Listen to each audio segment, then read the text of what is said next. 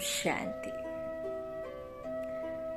Daily मुरली class में आप सभी नए पुराने बच्चों का बहुत बहुत स्वागत है। मुरली शुरू करने से पहले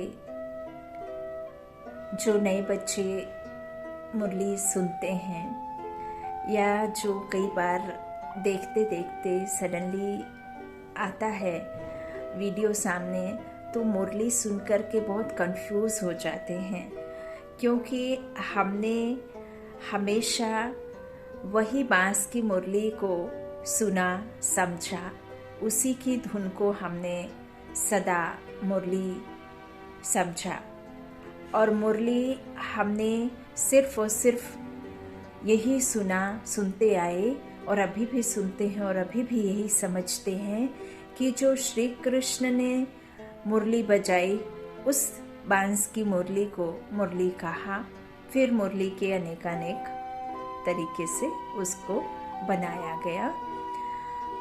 तो मैं आपसे कहना चाहूँगी कि कोई भी नया पुराना बच्चा यदि इस तरह से समझता है तो वो यथार्थ नॉलेज नहीं है और ना ही यह मुरली कोई कृष्ण ने बजाई है।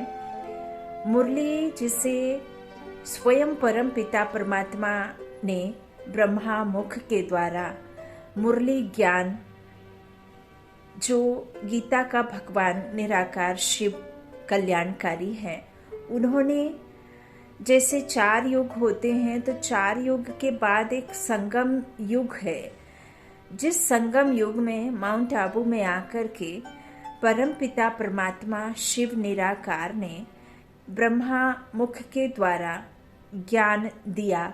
उस ज्ञान को मुरली कहा और उस ज्ञान दाता ने, ज्ञान सागर भी उसे कहते हैं, उन्होंने एक मुख का आधार लिया और उस मुख के द्वारा हमें एक ज्ञान दिया, जो ज्ञान आत्मा का ज्ञान है और जिसे इसलिए दिया जाता है ताकि हम जो आत्माएं हैं, हमें खुद को नहीं पता कि एक्चुअल में हम ये शरीर है या एक और अंदर बैठा हुआ एक शरीर है जिसके द्वारा ये दिखने वाला शरीर चलायमान है। तो यही सब जो बातें परमात्मा ने हमें अध्यात्म का जो रास्ता है, जो एक तीसरे नेत्र अर्थात समझ का तीसरा नेत्र जो प्रकृति के बीच विराजमान है, वो प्रकृति के बीच विराजमान जिसे हम एक आत्मा कहते हैं, उसका समझ हमने उस परम पिता परमात्मा के द्वारा जाना, जिन्होंने मधुबन की धरनी में शिव भगवान ने ब्रह्मा के तन में आधार लेकर के उसे रथ बनाया। अर्जुन कहो, रथ कहो, बैल कहो या नंदी कहो या जो भी आप उसे नाम देना चाहें तो दे सकते हैं, बड़ी नदी कहो। तो यह मुरली कोई कृष्ण की बजाई नहीं और कोई लकड़ी की मुरली नहीं, यह मुरली अर्थात ज्ञान कहा जिसे, उसे ही फिर मुरली का नाम परमात्मा ने दिया। और इस ज्ञान मुरलिया के चलने से, इस ज्ञान मुरली के सुनने से हम सर्व मनुष्य आत्माओं की जो दुर्गति है वो सदगति होती है और आत्मा में जो 5 विकारों की अर्थात रावण जो विकार हैं, 5 विकार उसे ही रावण कहा, उन 5 विकारों की जो भी जंक आत्मा में लगी हुई है, क्योंकि आत्मा 84 के चक्र में आती है, तो वो चक्र में आते आते सतो रजो तमो में आती है, तो वो जो तमो प्रधानता है, वो तमो प्रधानता जो जंक है विकारों की, उससे इस ज्ञान मुरली के द्वारा हम क्या करते हैं, हटाते हैं, है ना। स्वयं परम पिता परमात्मा ईश्वर हमें यह ज्ञान देते हैं कि बच्चे, तुम्हारा जो अवगुण है वो सद्गुणों में बदलने के लिए तुम्हें तुम्हारा ही राज पता चलना है कि तुम असल में जिसे भूल गए हो वो है आत्मा, और जिससे तुम अपना मान बैठे हो वो है शरीर, और जिस परमात्मा के भूलने से तुम्हें ये भूल भुलैया के खेल में आए हो, तो वो जो तुम्हारा पिता है उसे तुम भूले, तो तुमने संस्कारों को भूले, और वो धनी है ना, इस सृष्टि का रचता है, उस रचता को तुमने भूला और सिर्फ जो रचना का राज है उस राज को तुम अपना समझ बैठे और उसमें ही तुम घुस गए। तो उस रचता बाप को जानना है, उसे पहचानना है, उससे संबंध जोड़ना है, और उसकी यह ज्ञान मुरली जो चलाई जाती है हम मनुष्य आत्माओं के लिए, सर्व कल्याणकारी, विश्व कल्याणकारी के लिए, और इस संसार को ही एक सार वाला संसार बनाने के लिए परमात्मा यह मुरली सुनाते हैं। तो आप ज़रूर सुनिए, नए पुराने बच्चे ज़रूर इस मुरली का अध्ययन कीजिए और मनन चिंतन करके मुरली को अपने जीवन में धारण कीजिए। अच्छा, अब मुरली शुरू करते हैं। आज 18/11/2022 के ईश्वरीय महावाक्य हैं। आज की ज्ञान मुरली में मीठे मीठे बाबा ने कहा, मीठे बच्चे, तुमने जीते जी बेहद के बाप की गोद ली है, उनकी संतान बनी हो तो श्रीमत पर ज़रूर चलना है, हर डायरेक्शन अमल में लाना है। प्रश्न है मुरली का, सृष्टि की वानप्रस्थावस्था कब से शुरू होती है और क्यों? उत्तर, जब शिव बाबा इस ब्रह्मा तन में प्रवेश करते हैं तब से सारी सृष्टि की वानप्रस्थावस्था शुरू होती है, अर्थात वाणी से परे जाने की अवस्था को वानप्रस्थावस्था कहते हैं। अभी कोई बच्चा, कोई बूढ़ा, कोई जवान, ऐसा नहीं है कि उनकी मृत्यु का कोई 70, 80, 100 वर्ष ही उनका मुकर्रर है। नहीं, कोई भी कभी भी किसी भी समय अपना शरीर छोड़ सकता है, तो उसे ही फिर वानप्रस्थावस्था कहा।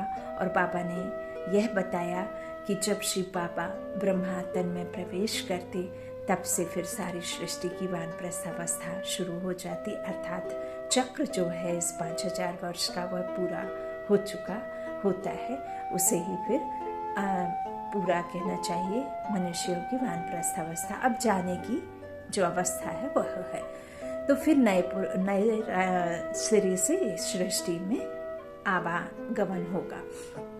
बाबा कहते हैं, क्योंकि बाप सबको वापस ले जाने के लिए आए हैं, इस समय छोटे बड़े सबकी वानप्रस्थावस्था है, सबको मीठे घर मुक्ति धाम वापस जाना है, फिर जीवन मुक्ति में आना है। और बाबा ने कहा, जाने अनजाने या नहीं भी यथार्थ नॉलेज पता है किसी को, या नहीं भी पता है कि ईश्वर इस धरा पर आ चुके हैं, या उन्हें नहीं भी पता है कि वह आत्मा है या शरीर नहीं है, या उन्हें नहीं पता है कि आत्मा क्या है, परमात्मा क्या है, ये सृष्टि का चक्र क्या है, ये सृष्टि कैसे बनती है, कैसे नए से पुरानी होती है, कैसे संसार में दुख आता है, कैसे अब सुख आना है। यदि किसी मनुष्य को यह नॉलेज नहीं भी है तो भी वह परम पिता परमात्मा कहते हैं कि वह आत्मा, इस संसार की हर एक मनुष्य आत्मा शांति के जो वाइब्रेशन, जो शांति चाहती है। हर कोई अशांत है, हर कोई शांति की मांग कर रहा है। क्यों? क्योंकि अब आत्मा जानती है कि अब हमारा जाने का समय आ गया है, तो हर एक आत्मा अपना असली घर और असली पिता को याद करती है, उस शांति के सागर को पुकारती है, उस शांति धाम को याद करती है, क्योंकि हर एक आत्मा उस शांति धाम से ही आती है। इसलिए वह अपने स्वरूप में दिखती है, अपने शांति धाम, अपने असली घर, असली पिता को याद करती है, भले ही वो ना जानती हो। तो बाबा यही कह रहे हैं कि अभी सबको मीठे घर मुक्ति धाम वापस जाना है, फिर क्या होगा? जीवन मुक्ति में आना है। वैसे भी बाप जब इस ब्रह्मातन में प्रवेश करते हैं तो इनकी आयु 60 वर्ष की होती है। बाबा ने जब इनमें प्रवेश किया ना तो इनकी आयु 60 वर्ष थी। इनकी भी वानप्रस्थावस्था होती है। गीत है, मरना तेरी गली में। ओम शांति। यह किसकी गली में आकर मरना होता है? मनुष्य चाहते हैं कि हम मुक्ति धाम में जाएं, परम पिता परमात्मा शिव की विजय माला में पिरोए जाएं। बच्चे जानते हैं जो भी मनुष्य मात्र की आत्माएं हैं वह बाप के गले का हार जरूर है। जैसे लौकिक बाप की रचना लौकिक बाप के गले का हार है। बच्चे बाप को, बाप बच्चे को याद करते हैं। वैसे वास्तव में जो भी आत्माएं हैं वह सब याद करती हैं परमपिता परमात्मा बाप को। वह है हद का बाप, यह है बेहद का बाप, और हर एक आत्मा उस बेहद के बाप को ज़रूर याद करती है। कोई दुख में, कोई सुख में, कोई अशांति में, कोई अच्छे कार्य के वक्त, कोई कैसे, कोई बिगड़ी बनाने के लिए, कोई सुधारने के लिए, कोई सुधरने के लिए, कोई किसी दूसरे को सुधारने के लिए। तो किसी न किसी कारणवश, किसी न किसी तरह से उस परमात्मा को हर कोई, हर एक उम्र का याद जरूर करता है। बाबा कहते हैं हर एक मनुष्य चाहते हैं हम मुक्ति प्राप्त करें, क्योंकि निराकार के गले का हार अर्थात मुक्ति और विष्णु के गले का हार अर्थात जीवन मुक्ति। जहाँ जीवन तो रहता है लेकिन मुक्त अवस्था में, सुख में रहता है। और एक है बाबा के पास, अर्थात जहाँ आत्माएं शरीर नहीं लेकिन मुक्त अवस्था में रहती हैं। तो बाबा ने क्या कहा, हर एक मनुष्य चाहते हैं कि हम मुक्ति प्राप्त करें। तो बाबा ने कहा कि निराकार के गले का हार अर्थात मुक्ति, और जो जीवन मुक्ति में रहेगा वो कौन कहलाएगा, विष्णु के गले का हार। विष्णु द्वारा पालना है ना, तो बाप मुक्ति और जीवन मुक्ति दोनों देते हैं। बेहद के बाप के बच्चे बनेंगे तो उनके गले का हार होंगे। लौकिक माँ बाप के गले का हार हैं बच्चे। बाबा कहते हैं लौकिक जो माँ बाप के गले का हार तो बच्चे हैं, वह खुद माँ बाप भी किसी के बच्चे होते हैं। जो यहाँ चाहे आपका पिता हो, चाहे उनके पिता हो, चाहे उनके भी पिता हो, चाहे उनके भी पिता हो, ऐसे पूछते हैं ना छोटा बच्चा कि पापा, आपके पापा कौन? तो बोले ये दादा बैठे हैं। फिर दादा के पापा कौन?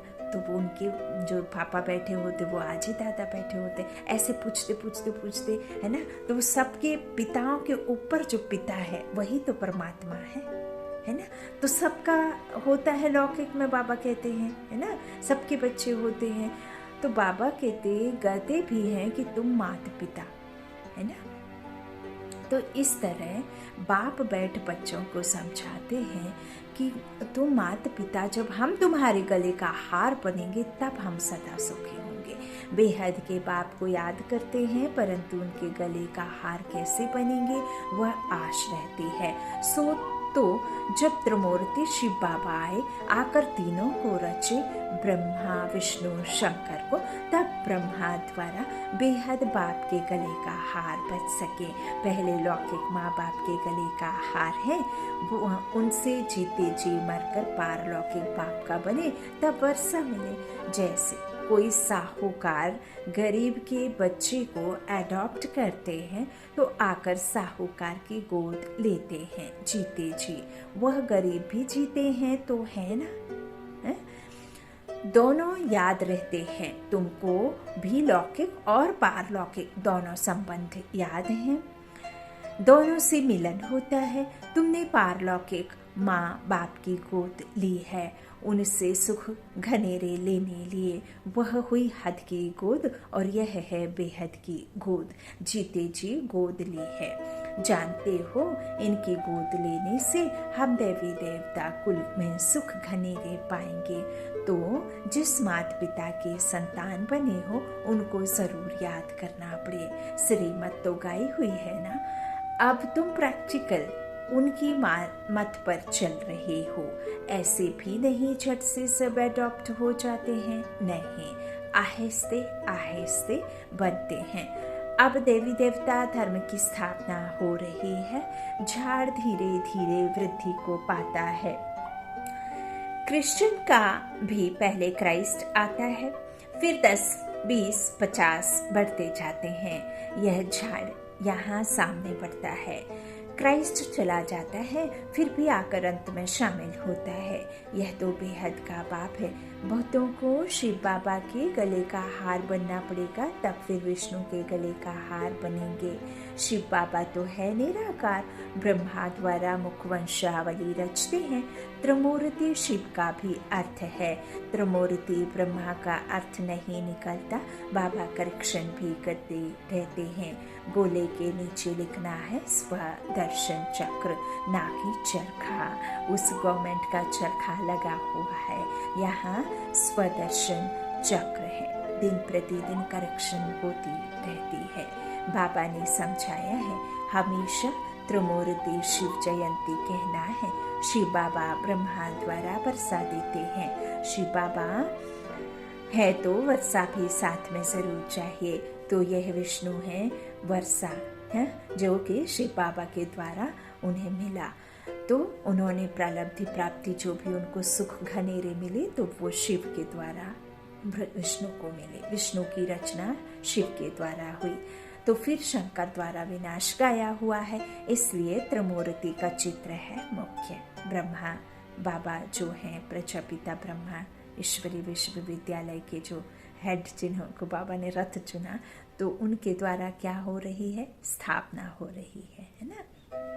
बाबा कहते हैं यह विष्णु है वर्षा, फिर शंकर द्वारा विनाश गाया हुआ है। तो चित्र कौन सा मुख्य है, त्रिमूर्ति चित्र है ना, जिसमें बाबा ने कहा कि मुझे जो ऊपर में सोल जो शिव बाबा है ना, उसे उड़ा देते हैं ना, तो इसलिए त्रिमूर्ति का चित्र मुख्य है। त्रिमूर्ति चित्र चला आया है, वहां भी तुम राज्य करते हो, तो तख्त के पिछाड़ी विष्णु का चित्र रहता है ना।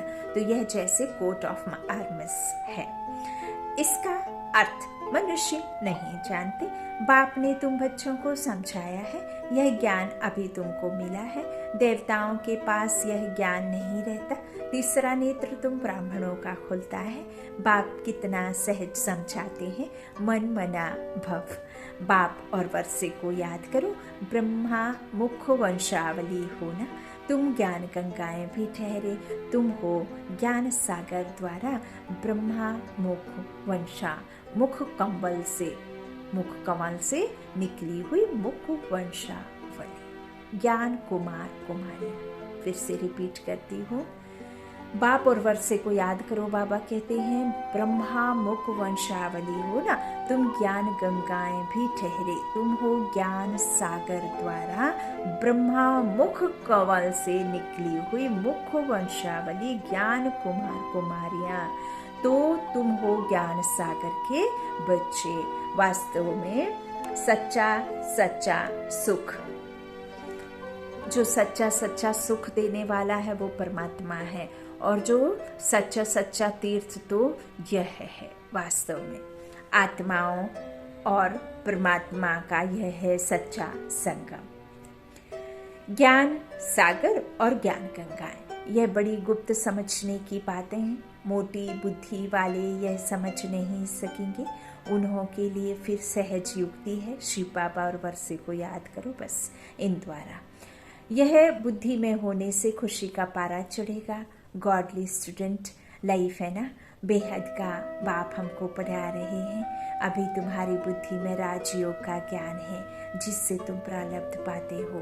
वहाँ इस नॉलेज की दरकार नहीं, दरकार यहाँ है जहाँ हम पतित हैं। वहाँ पावन बनना होगा, तो पतित पावन को आना होगा, और एक प्रजापिता जो है वो यहाँ ही चाहिए होगा। विष्णु के राज्य में कोई भी नहीं चाहिए होगा। तो बाबा कहते हैं कल्प कल्प में आकर राजयोग सिखलाता हूँ, रचना के आदि मध्यंत का राज समझाता हूँ कि यह चक्र कैसे फिरता है। महिमा सारी संगम की है, जबकि पतित पावन बाप आकर पुरानी दुनिया से नई दुनिया में ले जाते हैं। पुरानी दुनिया के विनाश के लिए तैयारियां हो रही हैं। देखते हो आजकल दुनिया में क्या हो रहा है। आज बादशाह हैं, कल मिलिट्री बिगड़ती तो बादशाह को भी कैदी बना देते हैं, कोई को भी मार डालते हैं। ऐसे बहुत केस होते रहते हैं। आजकल कोई बात पर भरोसा नहीं। दुख ही दुख है। आज किसको बच्चा हुआ खुशी होगी, कल मर गया तो दुख है। इसे बाबा ने वानप्रस्थ अवस्था कहा है ना, है ही दुख की दुनिया। अब बाप नई सुख की दुनिया का लायक बना रहे हैं। बाप समझाते हैं, बच्चे तुम सुदैवी देवता थे, अभी असुर बन पड़े हो। कल तुम देवताओं की महिमा गाते थे, अपने को पापी नीच कहते थे, और हम कहते थे ना, मैं मूर्ख खलकामी, मैं सेवक तुम स्वामी। जानते तो नहीं थे किसी स्वामी कहते हैं, लेकिन अपने ही चित्रों के सामने खड़े होकर के, मूर्तियों के सामने ऐसे अपने ही महिमा गाते थे, क्योंकि हम नहीं जानते थे कि हम कल देवता थे। अब हम ज्ञान में आकर समझ चुके हैं कि मंदिरों में विराजमान जो देवी देवता हैं वो हमारे ही जड़ चित्र हैं, और हम पूर्वज आत्माएं जो होकर के गए उनके जड़ चित्रों की महिमा हम करते थे। अपने को पापी नीच कहते थे। कहते हैं हम निर्गुणहारे में कोई गुण नहीं, तो ज़रूर कोई पर तरस किया होगा। हाँ, कोई ने तो किया होगा और किसी पर तो किया होगा। तो इन देवताओं को किसने गुणवान बनाया? पत्थर बुद्धि से पारस बुद्धि किसने बनाया? तो यह अभी तुम जानते हो। परम पिता परमात्मा बिगर कोई देवता बना ना सके, क्योंकि यह तो सिर्फ उनके ही अंदर है ताकत जो नर से नारायण और नारी से लक्ष्मी बना सके। मनुष्य बिल्कुल विकारी पतित बन पड़े हैं, बूढ़े हो जाते हैं तो भी विकार नहीं छोड़ते हैं, है ना। 70-70 वर्ष की आयु में भी देखो विवाह कर लेते हैं। क्यों विवाह करते हैं? क्या वो सिर्फ यह सोच करके करते हैं कि मैं क्या करूं, अकेला हूं, रह नहीं सकता, या उनका मन विकारों की तरफ ज़्यादा खींचता है ना। तो बाबा कहते हैं 60 वर्ष की आयु में भी नहीं छोड़ते, नहीं तो कायदा है 60 वर्ष के बाद वानप्रस्थ लेना चाहिए। कहते ना, अब हमारा पूरा हो गया, फर्ज कर्तव्य हो गया, तुम बड़े हो गए, तुमको अपने पैरों पर खड़ा कर दिया, अब तो हम चले तो तीर्थ यात्रा करेंगे, ऐसे बोलते हैं। उसको वानप्रस्थ कहा ना। लेकिन बाबा कहते पहले ऐसे करते थे, 60 वर्ष के अंदर अपना बोझा उतार कर बच्चों को दे देते थे। अब 60 वर्ष की आयु में भी बच्चे पैदा करते रहते हैं। कितना चल रहा है बाबा। बाप कहते हैं इनकी 60 वर्ष की आयु में मैं बहुत जन्मों के अंत में इनकी जब वानप्रस्थ अवस्था हुई तब मैंने प्रवेश किया। तब इसने भी सब कुछ छोड़ा, पहले तो नहीं। तो बाप के आने से सारी दुनिया के लिए वानप्रस्थ अवस्था हो जाती है, क्योंकि सबको जाना है वापस। इसलिए बाप कहते हैं मामी कम याद करो, छोटा बा बड़ा कोई भी रहेगा नहीं। बाप आकर सबको मीठा बनाते हैं। मुक्ति जीवन मुक्ति दोनों मीठे धाम हैं। विनाश सबका होना है, हिसाब किताब चुकतू भी सबका होता है। सजा खाने में देरी नहीं लगती। जैसे काशी कलवट खाते हैं तो पापों से मुक्त हो जाते हैं, फिर नए सिर हिसाब शुरू हो जाता है। बाकी मुक्ति में एक भी नहीं जाते, वह समझते हैं शिव पर कुर्बान हो निर्वाण धाम चले जाएंगे। बाप कहते हैं वापस कोई जा नहीं सकते, पुनर्जन्म तो सबको लेना है, नंबर बार आना ही है। यह पहला नंबर ही पूरे पुनर्जन्म लेते हैं। कौन नंबर 1? ब्रह्मा बाबा। यही सतयुग के प्रिंस है ना। तो वो प्रिंस बन करके आते हैं। फिर ब्रह्मा की रात ब्रह्मा का दिन गाया हुआ है ना। तो ब्रह्मा को विष्णु बनने के लिए कम समय, लेकिन विष्णु से ब्रह्मा बनने के लिए उन्हें क्या करना पड़ता है? 84 जन्म में आना पड़ता है। अच्छा, तो बाबा कहते हैं यही सबसे पहले आए, है ना। तो पुनर्जन्म सबको लेना ही है, ऐसा नहीं है कि कोई छूट जाता है। मैं खुद आता हूँ ड्रामा में, मुझे खुद अवतरण लेना होता, मैं खुद जन्म में आता हूँ, लेकिन मरण में नहीं आता हूँ, मैं अवतरण होता हूँ, है ना, अवतरण लेता हूँ। मुख वंशावली ब्राह्मण बनाने के लिए आना ही पड़ता है। बाबा कहते हैं फिर वही ब्राह्मण तो देवता बनते हैं ना। तो बाबा समझाते हैं कि शुरू से ही तुम्हारा जो पाठ चलता है ना, तो बाबा कहते हैं सबसे पहले तो ये आएंगे। कौन? ब्रह्मा बाबा। तो यह पहला नंबर ही पूरे जन्म करता है, तो जरूर पीछे वाले भी लेंगे। तुमने 84 जन्म लिए हैं, शुरू से ही तुम्हारा पाठ चलता है। तुम्हारा यह है कल्याणकारी लीप जन्म। जिसमें हम किसकी पालना पा रहे हैं, किसके स्टूडेंट बने। खुद भगवान पढ़ाने आता है, भगवान के स्टूडेंट बने और भगवान की गोद की पालना में अभी हम पल रहे हैं, है ना। तो इस जन्म में बाबा कहते हैं, इस जन्म में अथवा इस धर्मायु युग में तुम धर्मात्मा बनते हो। आत्मा क्या बनती है? धर्म आत्मा बनती है, पुण्य आत्मा बनती है, मंदिर में बैठने जैसी आत्मा बनती है, पावन तन भी मिलेगा ना। तो धर्मात्मा बनते हो या कमायु है, वह सब है हद की बातें, वह है धर्मायु मास, धर्मायु वर्ष, यह है धर्मायु युग। यह लीप जन्म ब्राह्मणों का एक ही है। ब्राह्मण है चोटी, फिर तुम देवता बनेंगे। अब तुम जानते हो बाबा हमको गले का हार बनाते हैं। हम आत्माएं निराकारी दुनिया में रहती है। बाप खुद कहते हैं, तुम जब अशरीरी थे तो मेरे पास रहते थे, अब तुम समझ गए हो।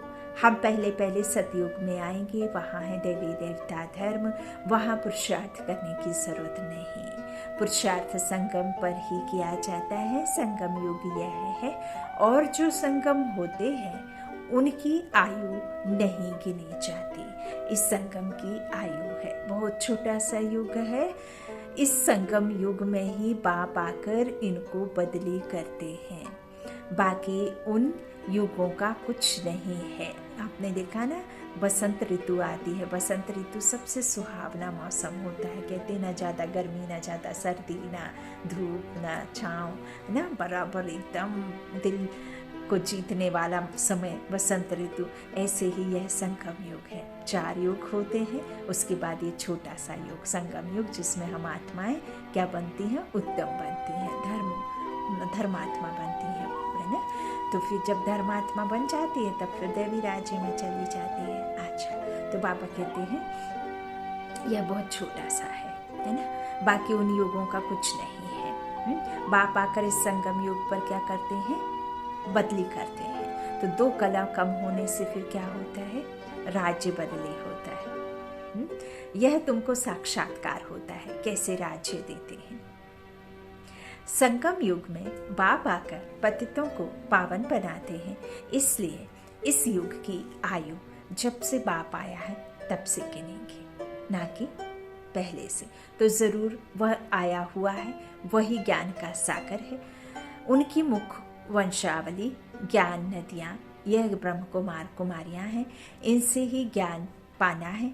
बाबा ने कहा है कोई ऐसी नई चीज़ बनाओ जो समझाना सहज हो, उसमें त्रिमूर्ति शिव जयंती लिखो। बाबा डायरेक्शन देते हैं, परंतु बनाने वाला होशियार चाहिए।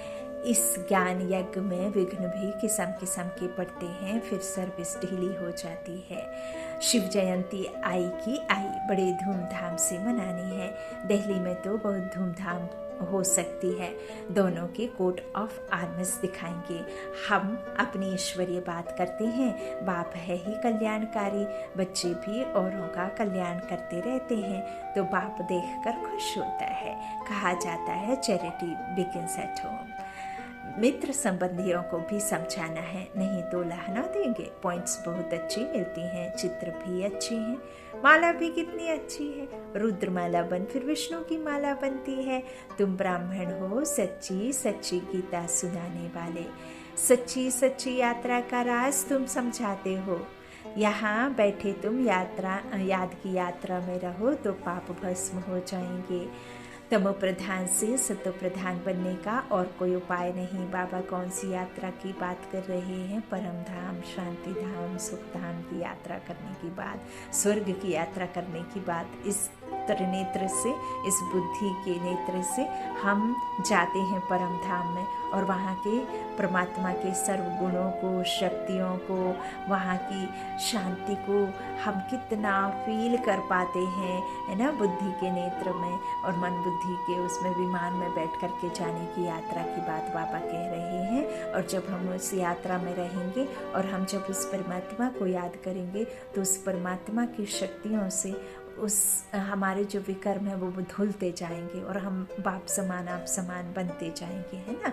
तो बाबा कहते हैं मेरी याद में रहोगे ना तो पाप भस्म हो जाएंगे। तमो प्रधान से सतो प्रधान बनने का और कोई उपाय नहीं। योग की बहुत महिमा है, मेहनत भी इसमें है। बहुत तूफान आते हैं, सहज भी है तो मुश्किल भी है। तुम्हारी योग तपस्या के भी चित्र हैं, राजाई का भी चित्र है। राजयोग से तुम देवता बनते हो, तुम राज ऋषि हो। वह हठ योग ऋषि है, तुमको नेचुरल जटाएं हैं।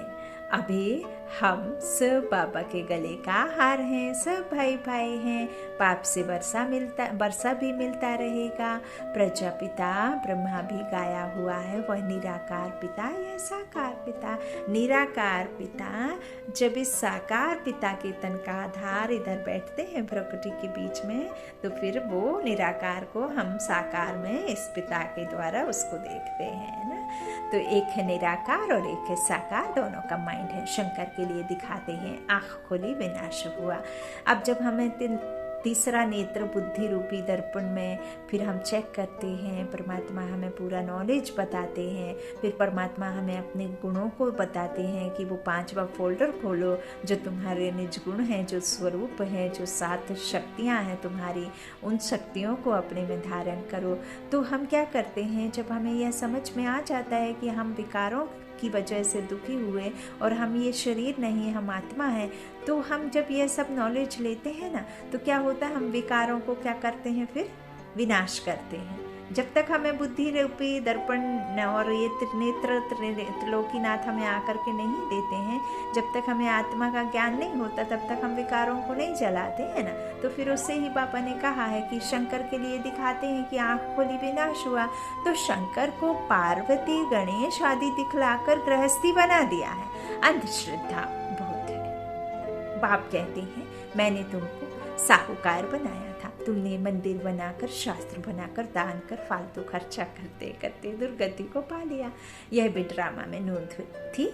तब तो बाप बैठ समझाते हैं, बाबा तुमको त्रिकालदर्शी बनाते हैं, तीनों कालों का ज्ञान तुम्हारी बुद्धि में है। आज मीठे मीठे सिकिलाधे बच्चों प्रति माता पिता बाप दादा का याद प्यार और गुड मॉर्निंग। रूहानी बाप की रूहानी बच्चों को नमस्ते।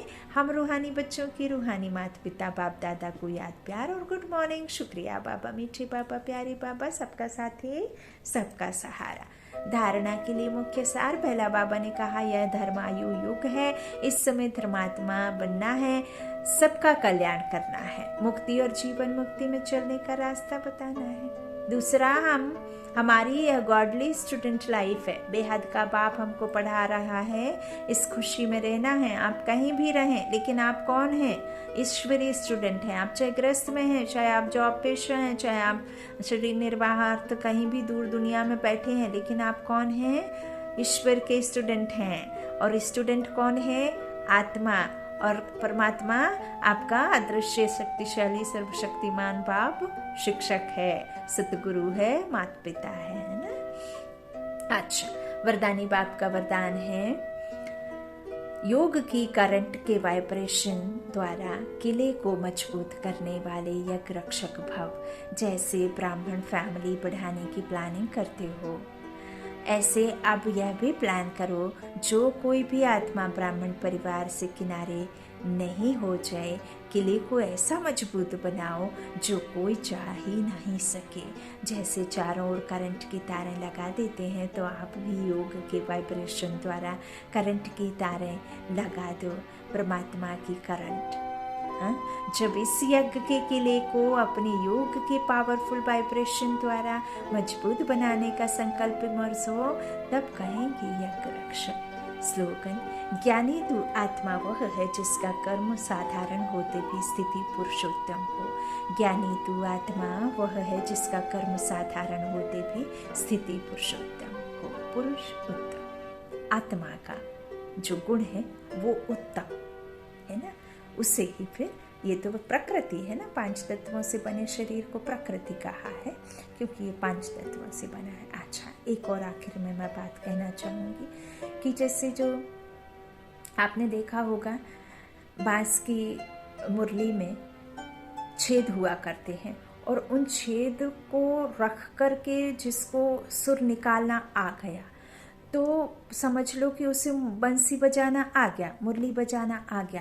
तो यही हमारे जीवन में है। यदि आपके जीवन में उतार चढ़ाव हैं, मुश्किलें हैं, समस्याएं हैं, और उन समस्याओं से आपने जीतना और हिम्मत रख कर के आपने यदि अपने जीवन को जीने की कला सीख ली, दुख सुख तो आते हैं। यदि जीवन में संघर्ष नहीं होगा तो जीवन में सुख ही सुख होंगे, तो आपको दुख की जो भासना और दुख का जो है ना, वो समझ में नहीं आएगा कि दुख किसे कहते हैं। तो उसे ही मुरली बजाना कहते हैं। तो वो बांस की मुरली भी तभी बजती है जब आपको उसके छेद पे हाथ रखकर, उंगली रखकर सुर ताल को जमाना आ जाए।